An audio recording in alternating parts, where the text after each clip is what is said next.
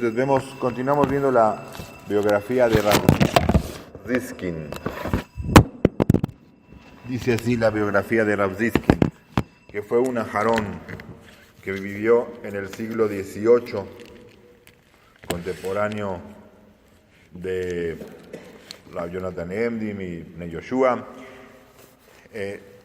Nada más se sabe que falleció en 1794 y que vivió en Bielorrusia, conocido como el Yesod Beshoresh Avodah, seguramente por su libro Yesod Beshoresh Avodah.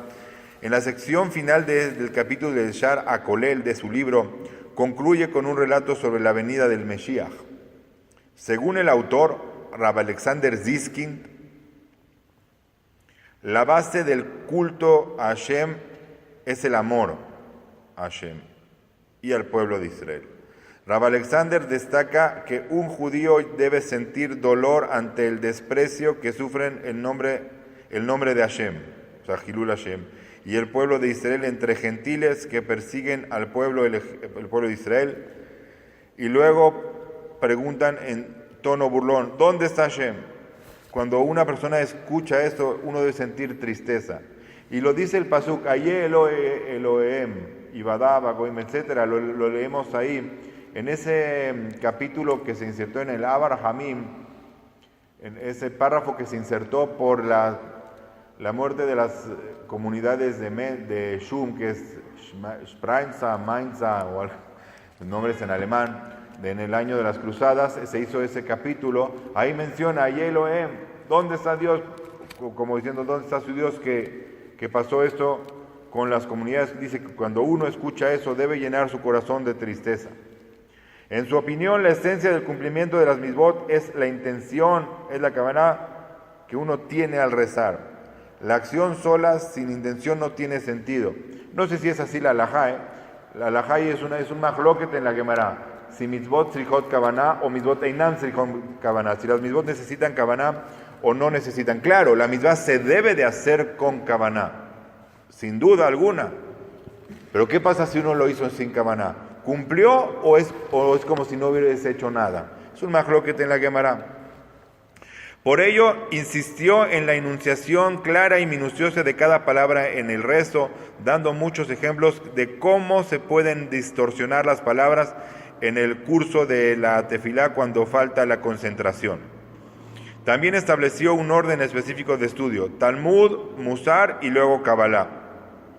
Rav Alexander era estricto en manera de observancia religiosa, insistiendo respecto a los castigos que sufrían los infractores graves en el más allá.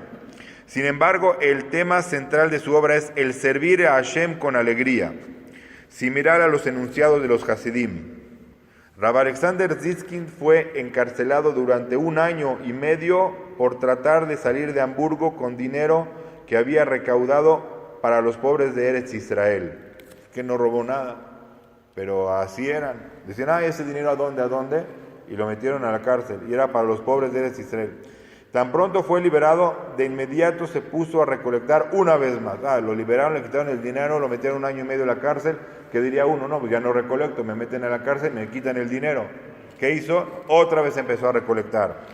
Cuando se le preguntó por qué lo hacía, oye, ¿por qué le haces eso? Ya te metieron a la cárcel 1 año y medio, te quitaron el dinero y otra vez juntas dinero, capaz de que te lo quitan y ahora quién sabe cuánto tiempo te van a meter. Contestó, ¿acaso crees que a causa del peligro los pobres en Israel deben morir de hambre? O sea, tomó una responsabilidad por los pobres de Israel. Por ese peligro que yo corro de que me metan a la cárcel, voy a dejar que pobres morían de hambre. En Israel no había pantanos, como ya saben, era una situación muy precaria. El Gaón de Vilna envió alumnos, ya hablaremos de eso, y fue aparentemente un fracaso. Sin embargo, fue la semilla espiritual que trajo después la redención, pero en aquel momento fue algo que parecía algo terrible, la situación de Eretz Israel.